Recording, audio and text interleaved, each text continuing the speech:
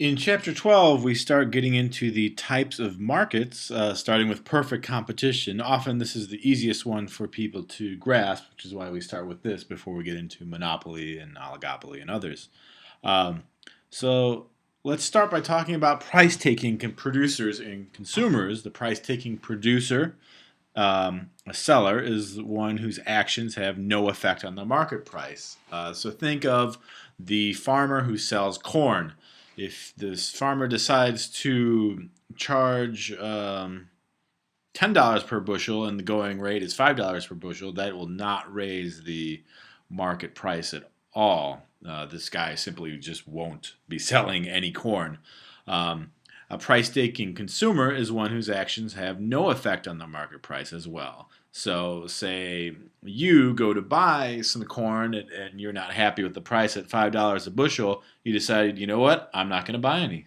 Um, that does not affect the market price. The price will not come down because you didn't buy any because of certain conditions that exist in perfect competition.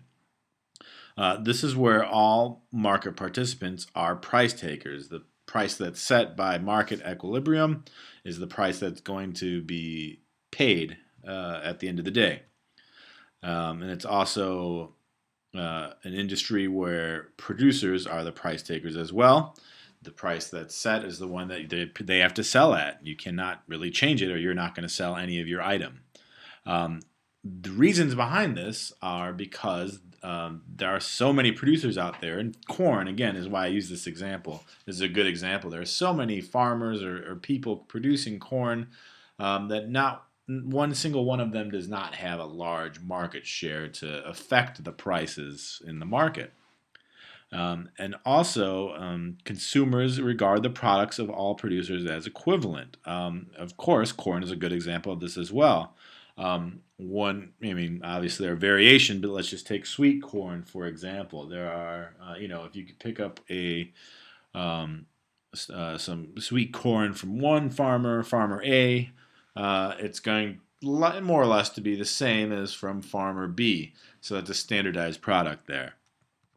There's also free entry and exit in most examples of perfect competition. Not all of them, but most of them. So you'll often see that. Now, granted, there's no barriers to entry with producing corn other than the standard. You need to buy land, of course. You need to be somewhere that is optimal for growing corn, and you need the machinery. But say corn skyrocketed to $20 a bushel for some reason, that would induce more people to use their land for corn rather than retail or whatever they're using. And the producers in the industry really, the other farmers can't keep out other firms. If corn was to rise to $20 a bushel, there is nothing that would prevent other people getting into this industry. So let's look at production and profits. Here we see profit for Jennifer and Jason's farm when the market price is $18. You look and you see they figured out that the quantity of 5 would get the most profit after you look at total revenue and cost. We're going to use marginal analysis, where we know marginal revenue is the change in total revenue by one additional unit of output. So if you were to produce one more bushel of corn or one more tomato bushel, in this case, I guess, how much revenue would you get? And the optimal output rule, explained in this chapter, says profit maximize producing the quantity where marginal costs is equal to marginal revenue. And again, that's because at any unit before that, usually marginal revenue exceeds marginal cost. So you want to keep producing as long as your revenue is more than your cost. Once you get to that point where cost is equal, that's when you want to stop, because the next unit you produce, marginal cost is going to exceed marginal revenue. So that's why we pick that point. And you can see the short run cost for Jennifer and Jason's farm. And you could see that 5, again, is the number, and we're marginal revenue here is $18 per bushel. That's what they're getting each time they sell a bushel of tomatoes.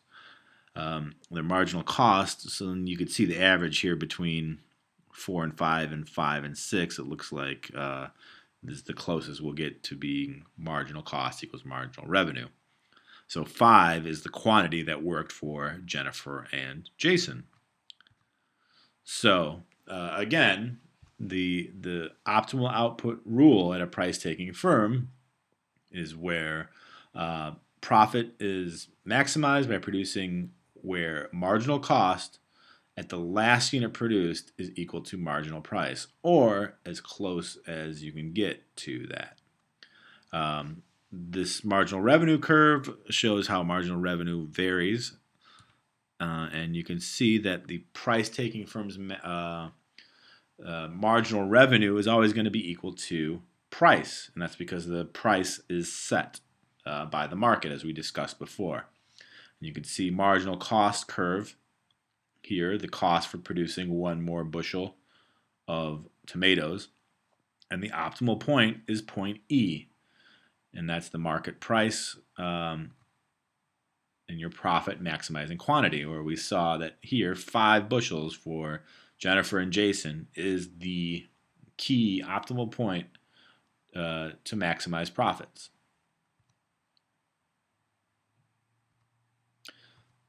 So if from all of this, if your total revenue is larger than your total cost, your firm is profitable. Makes sense. If total revenue equals total cost, your firm breaks even. And of course, as you can imagine, if your total revenue is less than your cost, then you will incur a loss. Short run, we see here a table of short run average costs for Jennifer and Jason's farm. You can see their total cost obviously goes up, as is their variable cost. Average variable cost varies, depends, as does average total cost, depending on how many bushels there are. So we could see the break-even price here of $14. If the market price was $14, the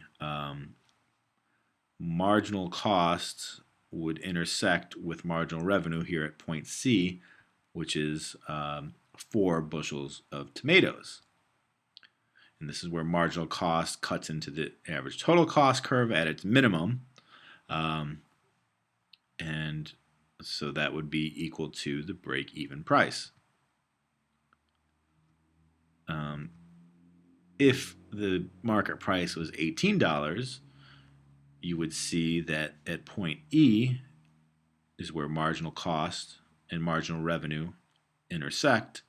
You will see that your break-even price is 14. We are making a profit because the average total cost of producing the bushels at this point is $14.40. We'll go down here between the quantity times the what's the distance between price minus average total cost, and that will get you your profit. So 18 minus 1440 is 360. 5 times 360, your quantity of 5 times this point of $3.60 is $18, and that is the profit for Jennifer and Jason altogether. And you can see also that there's a point where they're going to lose money. If the average cost, or the cost rather, of a bushel of tomatoes was $10, you can see marginal revenue, marginal cost intersects here. This is your optimal point. You go up to here. The average total cost at that point is $14.67. So that point will be your loss. So again, price minus average total cost times 3, which is the quantity. So looks like the average total cost, or the vertical distance rather, between A and Y is what they use, 1467 minus 10 is 467. Your total profit is minus $14 rather. So it's not really a profit, that's a loss because you are incurring this. This is below your break-even point.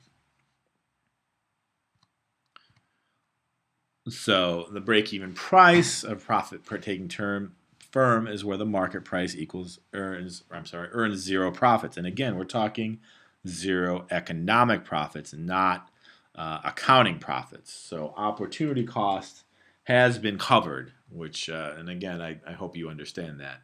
And again, whenever the market price exceeds your minimum average total cost, the producer is profitable, and we saw in the graph.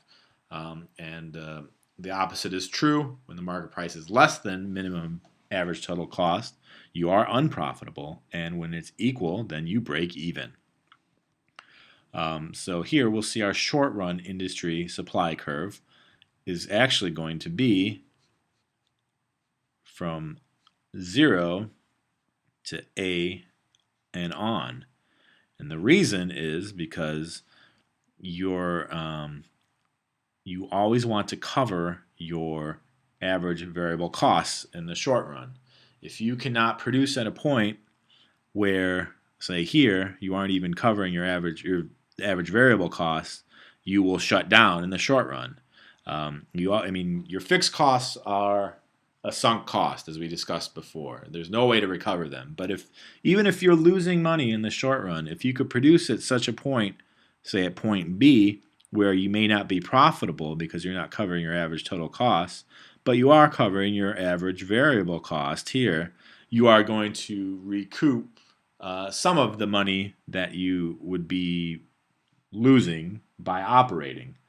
And again, you may wonder, why would you keep running at this point? And that's because you're losing less money. This, again, in the short term, you don't expect to be losing all this money month after month, year after year. This is just a short-term situation at, say, point B. And you may be wondering also, why would you shut down altogether after point A? And that's because if you're not even covering your variable costs, you're losing so much money that you're losing even more money by operating than you would be by shutting down. So in this I wouldn't call it a sweet spot, but between your break-even point of point C and point A, there is I guess, for lack of a better word, sweet spot where you are losing money, but you are still covering some of your costs. So you would still operate there.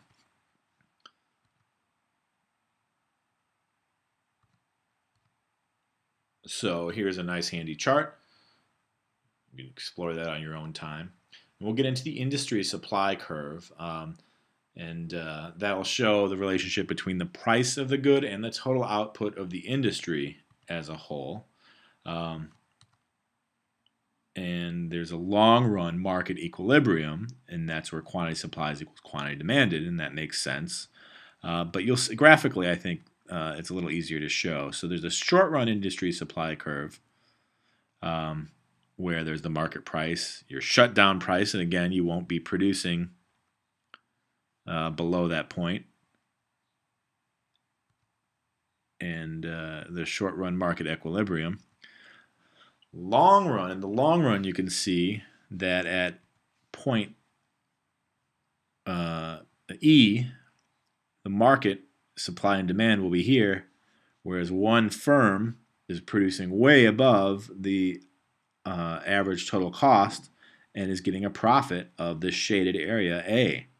Because there's all this profit-making opportunity, more firms will be entering the market, and because of that, the supply curve shifts out, and the demand will stay the same. So price will drop, quantity will increase, but because of that, the new price is 16. This one firm that was earning so much money here at point E now only earns this striped area in square B as a profit. They're still above average total cost, just not as much because there's more firms. And then finally, S3, supply curve 3, even more because there's even more profit-making opportunities to be made. The supply curve shifts even further to this third supply curve at point, and then C is your new equilibrium. Well, there is the break-even price for everyone, and there's no profit and no loss. Again, that's no economic profit or economic loss. So the market is now in equilibrium. Through all that, the quantity of tomatoes is increased by a lot because the supply is increased by a lot. And granted, this has sufficient time for entry and exit into the market. So you can see that. So here's one existing firm's response to an increase in demand. So demand is up. That means profit or price would be up. So you're at 18 here. An increase in demand raises the price and the profit. So the demand, as you could see here, that for some reason demand were to increase, obviously it would go from X to Y, and from your new equilibrium, and you will have some profit right here. Because of that, new suppliers will enter the market. There will be new increase in output, and again, these new suppliers will enter into the market because of the profit that was there. The firm that was making money and profit, is going back to the equilibrium because the more output from new entrants drives the price and profit back down to point Z, and we are back in equilibrium. And you can see this long explanation here. Hopefully, and the book explains it as well. Hopefully that made sense to you. So here's our short run industry supply curve, and you'll notice the long run is a little more elastic. And that's because a higher price attracts new entrants in the long run, resulting in the rise in industry output and lower price, and vice versa. So hopefully that was Perfect Competition, Chapter 12. That's the start of the first of, I think, 3 or so markets we are going to discuss. So good luck with Chapter 12.